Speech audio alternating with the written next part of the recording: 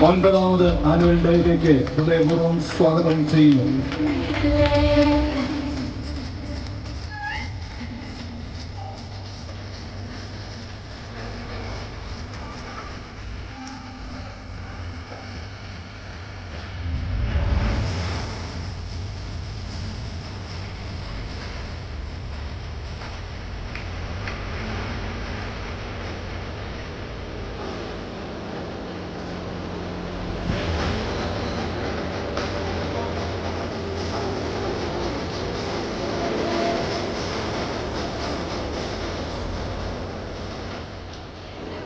ശ്രീ കിഷോർ മാത്യു 2019 പുറത്തിറങ്ങിയ ശുഭരാത്രി എന്ന ചിത്രത്തിലൂടെ പ്രസിദ്ധനായ ചലച്ചിത്ര താരം. എനിക്കിവിടെ എത്തിച്ചേരാൻ കഴിഞ്ഞാൽ ഞാൻ വളരെയധികം സന്തോഷിക്കുന്നു. എൻ്റെ സുഹൃത്ത് ശ്രദ്ധോജി ഈ ഒരു കാര്യമായി എൻ്റെ അടുത്ത് പറഞ്ഞപ്പോൾ എനിക്ക് ഈ പ്രസ്ഥാനത്തെ പറ്റിയോ വലിയൊരു ധാരണ ഉണ്ടായിരുന്നില്ല. ആക്ച്വലി അദ്ദേഹത്തിൻ്റെ ബ്രദറിൻ്റെ പല പ്രാവശ്യം എൻ്റെ അടുത്ത് പറഞ്ഞിട്ടുണ്ട്. ബ്രദറിന് വേണ്ടിയിട്ട് ഞാൻ 2-3 വർഷം എന്തോ ബർത്ത്ഡേ വിഷസ് എല്ലാം കൊടുത്ത്, അപ്പം അങ്ങനെ ആ ഒരു ഇതിൽ മാത്രം എനിക്കറിയാവുന്ന, വളരെ ചുരുക്കമായി എനിക്കറിയാവുന്ന ഈ ഒരു പ്രസ്ഥാനത്തിൻ്റെ മെയിനായിട്ടും ഇതിൻ്റെ ഈ കുട്ടികളുടെ ഉത്തരവാദിത്തങ്ങളെ ഒരു ഭംഗിയായി നോക്കിക്കൊണ്ടിരിക്കുന്ന ഈ പ്രസ്ഥാനത്തിൻ്റെ അവരുടെ കലാസന്ധ്യ ഞാൻ വളരെ അത്ഭുതപ്പെട്ടു പോയി. കാരണം റോജിനടുത്ത് പറഞ്ഞ കാരണം മിക്കവാറും പ്രോഗ്രാമുകൾ ഇവർ ഒറ്റയ്ക്ക് സോളോ ആയിട്ട് വരെ ചെയ്യാറുണ്ട്. അല്ല, എനിക്കതൊരു വലിയ അതിശോക്തി തോന്നിയില്ല. കാരണം റോജിയുടെ ബ്രദർ ആന്റണിയും റോജിയും കൂടിയിട്ടാണ് എൻ്റെ വീട്ടിൽ വന്നത്. അപ്പോൾ വീട്ടിൽ വന്നിട്ട് എന്നെ ഇൻവൈറ്റ് ചെയ്യാൻ വന്നു. ഞാനൊരു ചായ ഓഫർ ചെയ്തു. അപ്പം ആന്റണിക്ക് ഓൾറെഡി എൻ്റെ വൈഫ് എന്തോ സ്നാക്ക് എന്തോ എനിക്ക് തോന്നുന്നു എന്തോ ചോക്ലേറ്റ്സ് ആണെന്ന് എനിക്ക് തോന്നുന്നു. അപ്പോൾ ഈ ചോക്ലേറ്റ് കഴിച്ച് കഴിഞ്ഞപ്പോൾ അവന് 2 കൂടി വേണം എനിക്ക് തോന്നുന്നു. അതിന് മുഖം കണ്ടപ്പോൾ എനിക്ക് തോന്നി. അപ്പോൾ ഞാൻ പറഞ്ഞു, ആന്റണി എടുത്തോളൂ, ഇനി എത്ര വേണമെങ്കിൽ എടുത്തോളൂ. അപ്പോൾ ആന്റണി എൻ്റെ അടുത്ത് പറഞ്ഞു,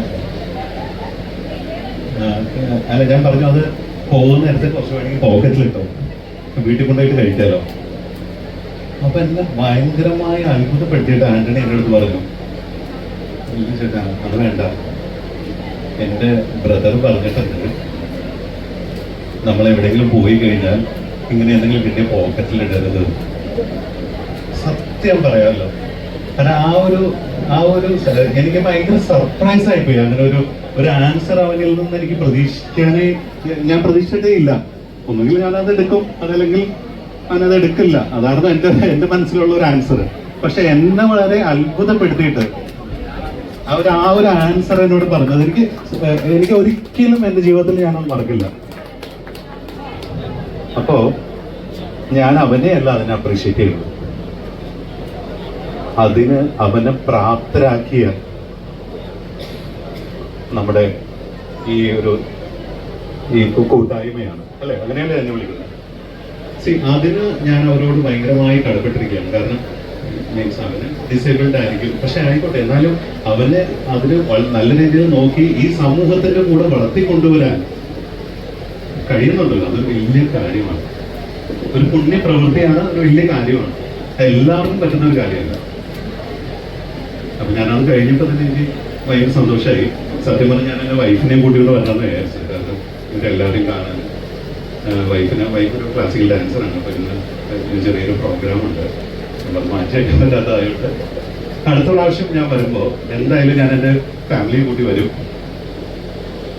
അടുത്ത പ്രാവശ്യം വരുന്നവരെ ഇവിടെയുള്ള എല്ലാ കുട്ടികൾക്കും വേണ്ടിയിട്ട് എൻ്റെ മനസ്സിൽ നിന്നുള്ള പ്രാർത്ഥനയും എപ്പോഴും അവരുടെ കൂടെ ഉണ്ടാവും.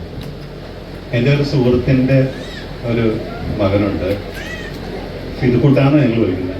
അവന് ഇങ്ങനെ ഒരു ചെറിയ പ്രോബ്ലം ഉണ്ട്. ഇങ്ങനെ is not at all grown up with his age, but is going to be in the standing. പക്ഷെ അവനെ ഞാൻ ഇടയ്ക്ക് ഇങ്ങനെ മീറ്റ് ചെയ്യും. എനിക്ക് അവന് കൂടിയിട്ടുള്ള ആ ഒരു സന്ദർഭങ്ങളൊക്കെ എനിക്ക് ഭയങ്കര ഇഷ്ടമാണ്. സോ ഞാൻ അധികം ദീർഘിപ്പിക്കുന്നില്ല.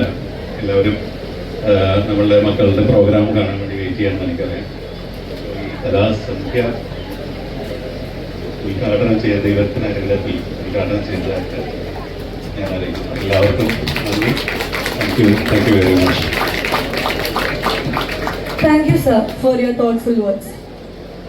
സെന്റ് അൽഫോൺസ വൊക്കേഷണൽ സെന്ററിന്റെ ഈ വാർഷിക ആഘോഷ വേദിയുടെ ഉദ്ഘാടന സമ്മേളനം സമാപിക്കുമ്പോൾ നമ്മുടെ പ്രിയപ്പെട്ട വിശിഷ്ടാതിഥികൾക്കും പങ്കെടുത്ത എല്ലാവർക്കും നന്ദി അർപ്പിക്കുന്നതിനായി സ്റ്റാഫ് പ്രതിനിധി തന്നെ വരച്ച ഒരു ചിത്രം പ്രസന്റ് ചെയ്യുന്നു.